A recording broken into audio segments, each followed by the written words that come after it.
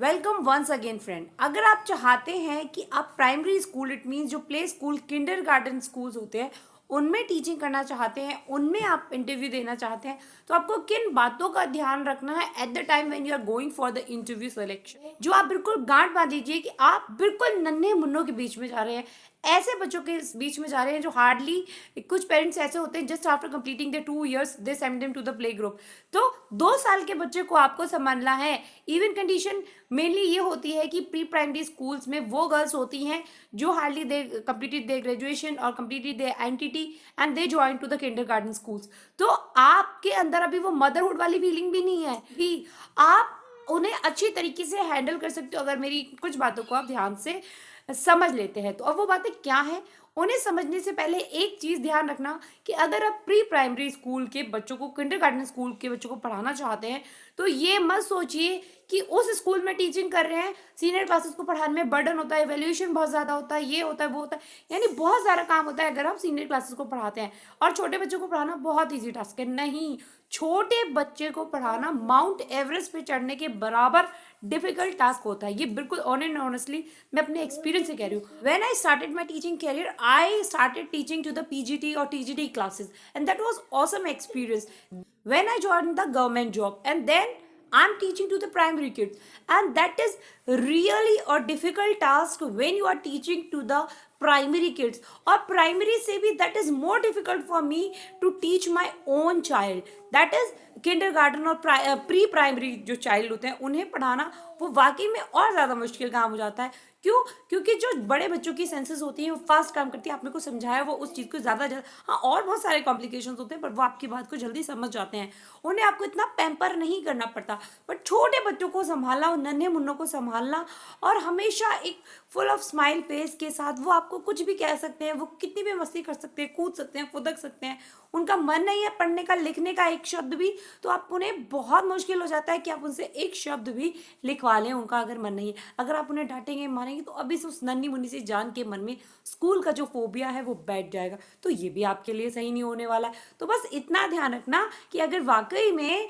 आप छोटे बच्चों को पढ़ाना चाहते हो ना, नन्हे मुन्नों को पढ़ाना चाहते हो, तो अपने साथ ना बहुत सारा प्यार जो है वो समेट के उस स्कूल में जाएं। अगर आप अपने अंदर वो भर के जाएंगे, वो पेशेंस भर के जाएंगे, तो ऑटोमेटिकली 50% तो आपका सिलेक्शन हो ही जाना है। अब बात आती है कि आखिर फिर भी जब हम वहाँ जा रहे हैं तो हमें किन बातों का ध्यान रखना है। देखिए, अगर स्पेशली जो प्ले ग्रुप होते हैं वहाँ पर सबसे ज़्यादा रिक्वायर्ड चीज़ होती है कि आपकी कम्युनिकेशन स्किल्स अच्छी हो, क्योंकि कोई पेरेंट्स ये नहीं चाहते जो प्ले ग्रुप में स्पेशली अपने बच्चों को भेज रहे होते हैं कि हमारा बच्चा है जो रफ लैंग्वेज सीख के स्कूल से आए। तो जो टीचर है उसकी लैंग्वेज स्किल्स इतनी polite, soft, plus it will be better if you will use English while your interview sessions, and this is very obvious. They are also going to opt those words and try to speak them in front of their parents, and the parents are really going to feel happy when the children are going to speak in English. That sounds good now? Yes, it is. So better that you should follow English language when you opt the chance to go for a kindergarten school. That will be a plus point for you. But still, if you are not comfortable while speaking English, then you have another option too, that use minimum and maximum words.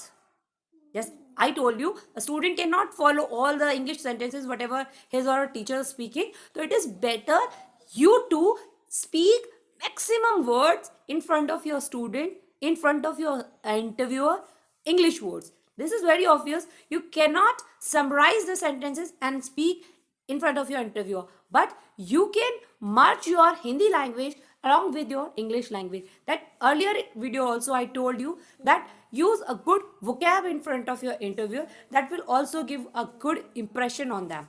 And don't feel like you need to speak fast English, because fast English never means a clear English. Means you, whenever you are speaking in front of your little kids, that time you need to speak politely, slowly and calmly. Then only they are going to understand your words. Then only they are mesmerizing your voice. And the pitch of voice should be as melodious as a song. भी शर्म नहीं करनी चाहिए आपको अगर class में बच्चे को आप कोई एक्टिविटी कोई काम ऐसा करा रहे हैं, क्योंकि ये चीज़ें आपका कहते हैं ना रम जाना, तपस्या जो टीचिंग है वो एक तपस्या है। आप उस तपस्या में कितनी अच्छी तरीके से लीन है, यही चीज़ आपकी शो करती है जब आप अपने स्टूडेंट के साथ हो जाते हैं कनेक्ट। तो ध्यान रहे मेरी टिप्स को अगर आप फॉलो करते हैं तो डेफिनेटली दोस्तों आपका सिलेक्शन जो है उससे होने से कोई भी नहीं रोक सकता। तो thank you so much for coming to my channel. मैं हूँ आपकी दोस्त